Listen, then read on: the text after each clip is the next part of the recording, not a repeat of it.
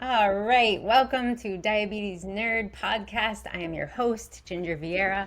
I have lived with type 1 diabetes for a decade and plus some. My dog is making her bed down here. And she's gonna do it for like 5 minutes straight, and I wish she would stop. Oh my gosh, Amanda, hi. Hi. Welcome. Thank Hi. you for joining me today to talk about exercise and fitness and lows and highs and putting CGMs right into your own bicep, which looks pretty badass. Hi. Yeah. Hi. I'm glad to be here with you and finally connecting and getting a chance to Yeah. visit. Tell me the basics about you. How long you've had type 1 Yeah, and so in November, it will be my 18th year. okay. So I was diagnosed in my mid 20s. Um, and I spent the first like 15, 16 years of my diagnosis not knowing what the hell I was doing. I Mm. was really just kind of coasting. I was on a version of some sort of insulin pump for most of that time, but I felt like my journey was really just checking the boxes with my endo, a few times a year. Blood sugar was high, give more insulin, blood sugar was low, eat some candy. Yeah. And right, roller coaster. And I often get asked, like, oh, how do you feel like diabetes impacted you one way or the other, like, in the past 15 plus years? And I'm like, I was so disassociated with what was happening to me. I can't even tell you. Like, I don't actually remember what my life was like specific to diabetes. And then right before I turned 40, I kind of freaked out. It was like time to get my shit together a little bit. Oh, Sorry, okay. can I cuss Yep. on here? Is that allowed? Please Sorry. let it Okay. out. Yeah. Okay, great. Someone's offended, they're gonna have to deal with it. Okay, perfect. So I decided to take a deep dive into my management and try to understand all the things that I can. Created an Instagram account, found people like you and other amazing people in our community who are sharing, providing resources, being vulnerable on the internet. And I was like, oh my God, I had no idea. I had never like even had a conversation with another T1D in my life. Really? Yeah. Wow. Wow. So Wow. I'm talking about T1D more than I ever have before, but I'm also thriving in a way I've never had before. Yeah, I love that you said being vulnerable on the internet. I never thought of it like that, but like, obviously like most of my life is, large percentages of my life are public on the internet. Obviously, I control what I do and don't put out there, but being vulnerable on the internet. Yeah. And it's Yeah, it's only served you. absolutely. I mean, I think, there's clickbaity things, negativity gets people's attention, but I think there's a difference in being vulnerable and just honest Yeah. and real about what you're experiencing. Yeah. The highs and lows, literally, both on a graph and emotionally and And you mentally. get you And get some weirdos or you get some trolls when you're vulnerable on the internet. And if you can learn how to just deal with those, yep, you move it along. Yep. yeah, Ignore it or make it amusing, then yes. no big deal. I love it when you make it amusing. Those are some of my favorite shares that you Good. have. Those are Good. good. Yeah. I It's really enjoy inspiring it. on how to help navigate those waters because you're right. People will slide into your DMs. And really, those are the people that I actually don't want to engage with or, have follow me or follow them. It's just not worth it. I mean, I am who I am. So I'm sharing my version of me and my T1D journey and management and the things I'm learning. And that's totally cool if that's not for everybody, Yeah, and you you know? can't really I mean, you can't be vulnerable on the internet without stumbling across or getting attention from the people who are not there to be nice, Right.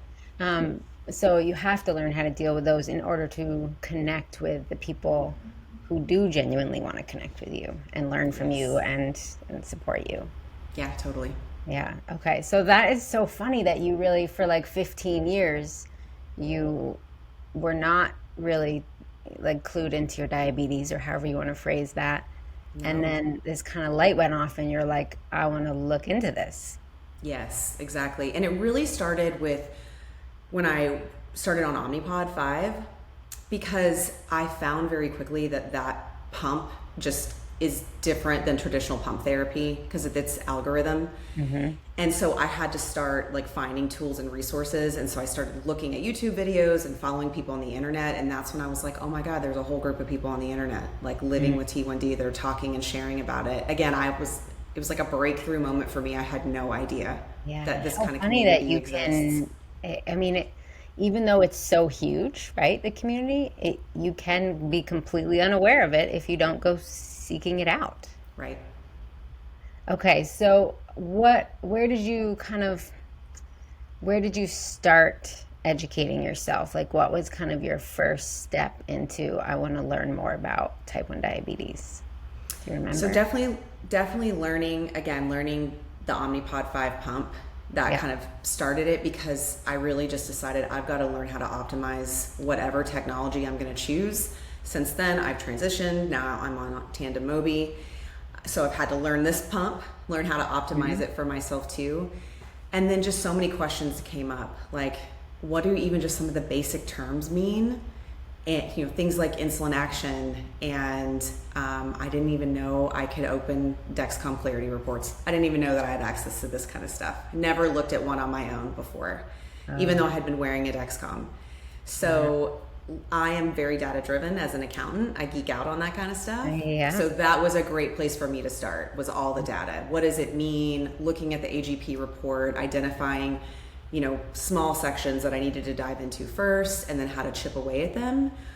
And, diabetes is a domino effect. So one thing turned into another thing, turned into another thing. And how has that affected your personal blood sugar management? Like, what's that been like? So since I started this deep dive, I have kept my A1C below a 6 for almost 2 years. Cool. Congratulations. Thank you. And that's the first time. Most prior to that, my A1C was like up in the 8s and higher. So it was a drastic change for me. Yeah. Okay. And I feel better. Well, of course. And I mean, I just want to emphasize that your doctor didn't do that for you. Your doctor cannot do that for you. I mean, they have to give you some of the tools and resources, right? They've got to write the prescriptions. But what are the biggest changes in what you were doing from day to day that led to the difference between an 8% A1C and an A1C below 6? And I'm not low yet, but I feel that I'm low. I'm on my blood sugar has been stuck in the 300s for most of today, and there's a potential variety of contributing factors, but I'm finally down, and my blood sugar says it's 113 with a slanted down arrow, but I already feel like I'm at 60. So I am going to treat with some dextrose. Thank you, Elevate. And we love. I always have it. Love it. It's my cheers. Yeah, you do what you need to do for sure. Shout out to Elevate. Thank you. Yeah, shout out Elevate. We love them. Now 106 down arrow. Okay. Okay. Yeah, you're probably on the right path with that. Yeah. Yeah. What are some of the biggest things you think you're doing today that you were not doing? Definitely taking the time weekly to look at my graphs. Again, my favorite is that AGP report in Clarity, because I think it gives you such a great picture of visually spotting. What AGP stands for? Ambulatory glucose report. Is that how you say it? I feel like that's always like a tongue twister to me. I'm going to look it up just to make sure that Ambulatory. I think that sounds good. Tell everybody what the heck that means. Tell me. So basically, the most important thing to know about this report is it's going to give you a snapshot of where the majority of your time is spent. And I like to look at the 7-day range, because again, I'm looking at this report maybe 5 minutes a week, maybe like a Sunday evening kind of thing. But it gives you the opportunity to see where you are overall. And so there's like a really thick green line in the middle of that graph, and that shows you where you're spending 50% of your time. And then as the graph and the gradient colors go up and down, it shows you where you're spending the next section of your time. So for me, I'm looking for areas where I'm like up in the orange, which is high, out of range, or red, which is below range, and what part of my day is specifically that occurring. So I'm looking for patterns. Yeah. Sometimes it's a one-off, like especially if it's the week before my period, I just really kind of don't do anything except try to arrive alive. You know what I mean? But but I mean, if I'm noticing a regular, That made me laugh because it's sorry, it's so true. it is, right? Like, you're just trying to do the best you can, and I think we've got to. I want to emphasize that point because I think some people, especially I just heard from a parent the other day, who was like, I'm trying to keep my kid 100% in range, and I saw your video and realized I don't need to do that, and I shouldn't be doing that. My child is suffering as a result. Yeah. Arrive alive. Like today is a great use for that phrase. I knew the moment I woke up, I was fine through the night. I tanked, and I kind of know why, but I shouldn't really have tanked that much. I tanked at like 3 or 4 a.m. I treated it quite responsibly with Swedish fish. Not a bag full of Swedish fish, like 10 Swedish fish, right? A responsible amount of Yeah, Swedish not fish. a big deal. And then after I woke up, my blood sugar spiked to like 300. And I really honestly do not know why.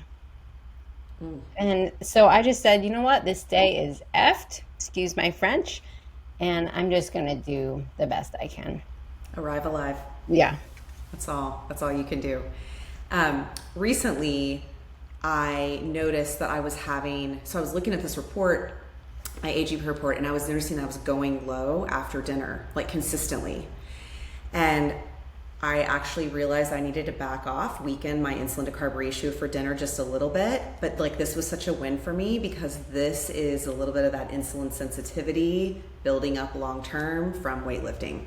And I love that. Like, again, such a win for me, but that's why I use this tool. So I'm not tweaking things every week, maybe not even every month, but I do like to look at it and just have a quick reflection. Do we have a consistent pattern? Do we have just a wild, crazy week or a one-off thing? Yeah. And then move on. But that was something I never even knew how to do or felt empowered to do.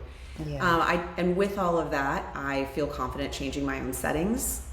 I figured out all of my own settings and basal schedule for my Mobi all by myself. Awesome. Without my endo. At this point, when I see my endo, like, we don't discuss my settings. We just kind of make sure I'm healthy. And what would you recommend to somebody who is going into that graph and they're not comfortable making all those adjustments themselves, but then they do need help from their endo? Do you think, like, I mean, is an endo, I don't use a pump, and I also don't really rely on an endo for much more than prescriptions, right? Right. Could an endo help on a weekly basis looking at that pump data? I don't think so. I don't actually believe that that's their role.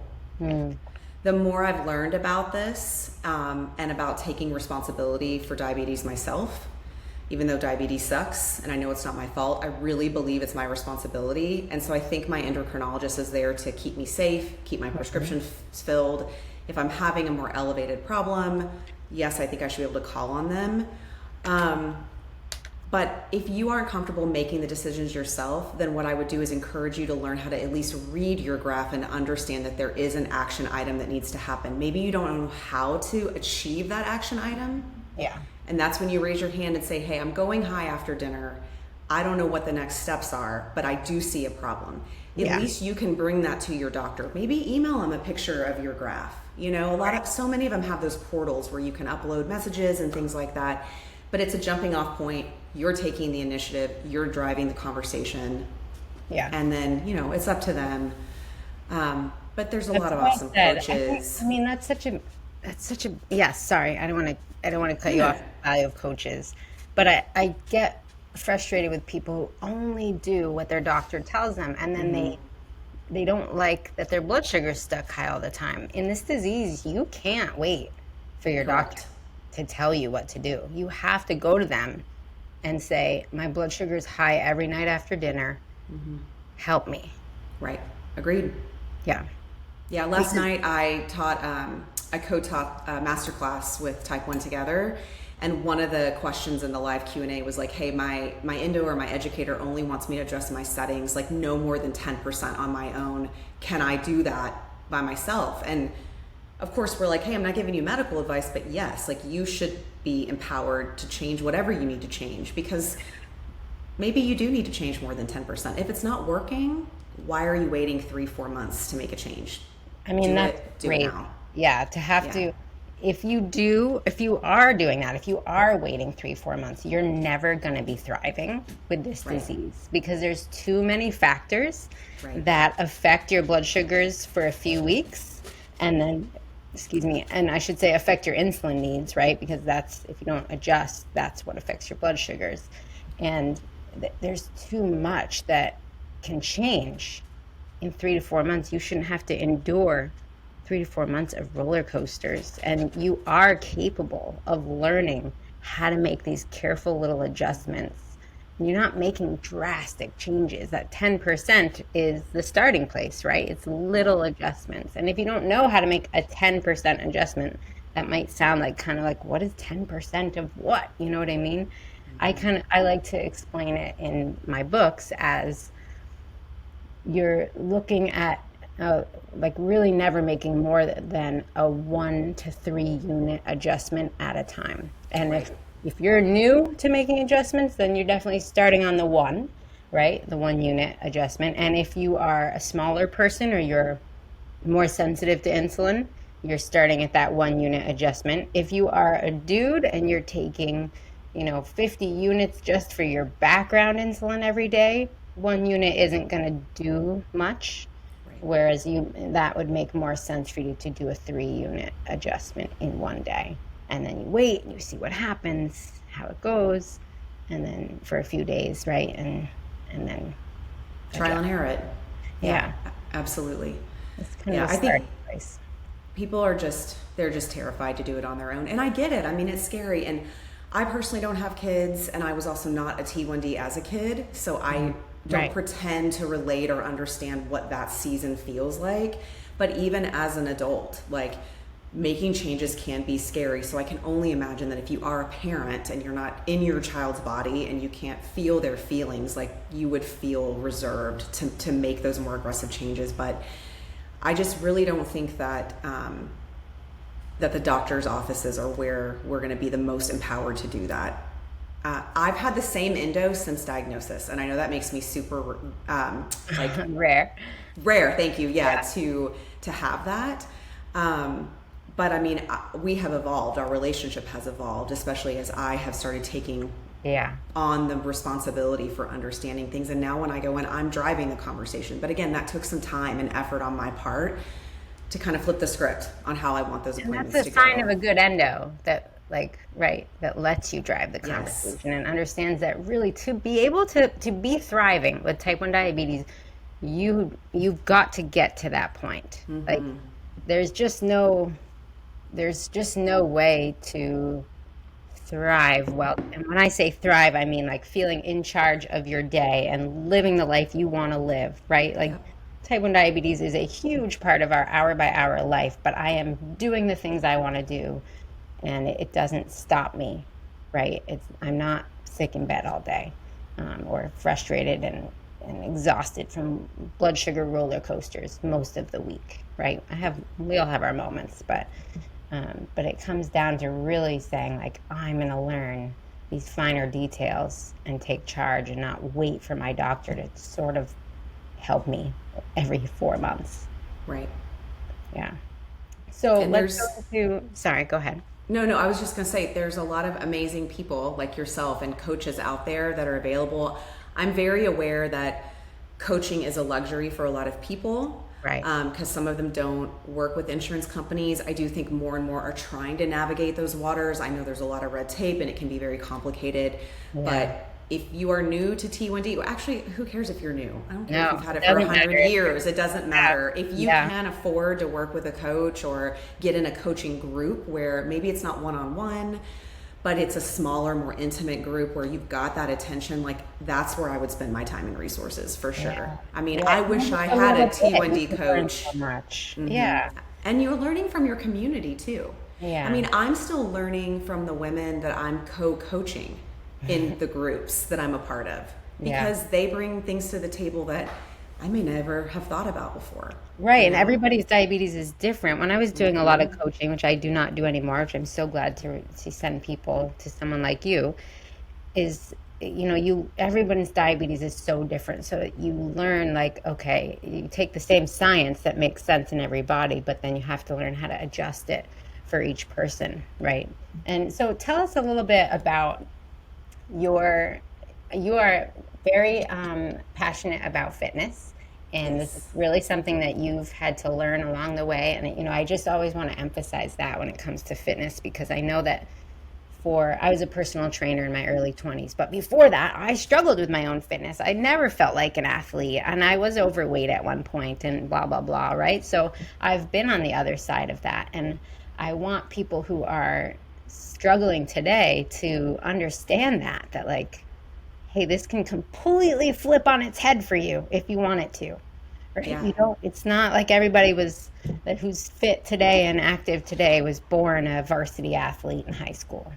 Oh, absolutely not. I mean, I would say, like, exercise and sports, movement in general has like kind of always been a part of my life. I played sports as a kid and into high school, and I got kind of into running in college, but so I've always kind of been like an active person.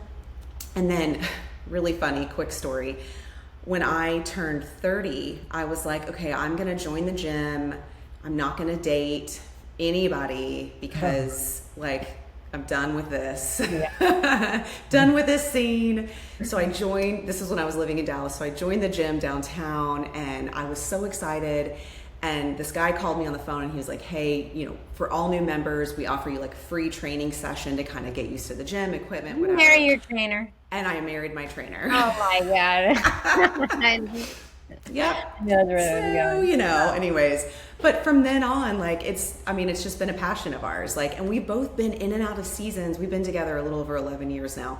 We've both been in and out of seasons in the past decade where like fitness was way more important to us than not. But as I started diving into my own T1D journey and life and just wanting to create a healthier foundation for me, with a focus on like sustainable habits and not chasing these crazy goals, as I was doing a lot of reading and education, I was like, I'm just going to get my CPT. So I learned a lot from that. Personal training. Yeah, certified personal trainer. Yes. So now I have that certification, which is great. But again, it was like something that kind of happened organically for me. So I want people to understand how important exercise is, but even pulling it back further, I actually want people, especially women living with T1D, that's who I primarily work with, to understand that movement is important. So like not just necessarily going to the gym and picking up a set of weights, although that is my biggest passion, but there are a lot of people that are afraid to move their bodies in general. And there's a lot of parents that are afraid to sign their kids up for sports and get their young children living with T1D moving in general because they're afraid of lows or they're afraid of highs and they don't understand how to navigate that. And so I'm very passionate about how all movement matters and that it's a really strong holistic approach to T1D and growing that insulin sensitivity. Yes. I mean, once you really get the hang of the hardest thing about going from not really being active to suddenly trying to be active with type 1 is your insulin doses are all established for a relatively sedentary lifestyle, right? Right. Yep. And so as soon as you start being active regularly, your blood sugars start tanking. What advice do you give to people? This is a topic near and dear to my heart, and I'd love to hear your version of how you help people through that early process of getting active without all the lows. Yeah, and I think lows is definitely, highs are a factor as well, but I think you're spot on with talking about the lows first. I usually say to take movement in smaller sections because a lot of times I think people are afraid to like go for a walk around their block. Mm-hmm. And for me, that makes me sad, honestly, because I'm like, oh my gosh, like you're afraid to get up and put your sneakers on and go for a walk around your block. Like, I want you to feel empowered to walk 15,000 steps a day if you want to, Yeah. So I usually say, okay, hey, let's look at your patterns. And so if you're seeing that you're going low before every walk, at the very highest level, lows are a result of too much insulin on board. highs are a result of not enough insulin on board.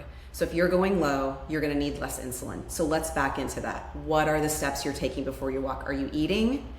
Do you have any insulin on board? If not, do you need a snack? And just really kind of breaking down what's 1 or 2 action items they can focus in on, whether it's backing off your bolus for a meal before or having a snack if you didn't eat to kind of help cover that. I'm not into like giving everybody a really big map with all these check marks and things they have to follow. You got to just take it one section at a time so that 5-minute walk can turn into a 10-minute walk and turn into a 30-minute walk.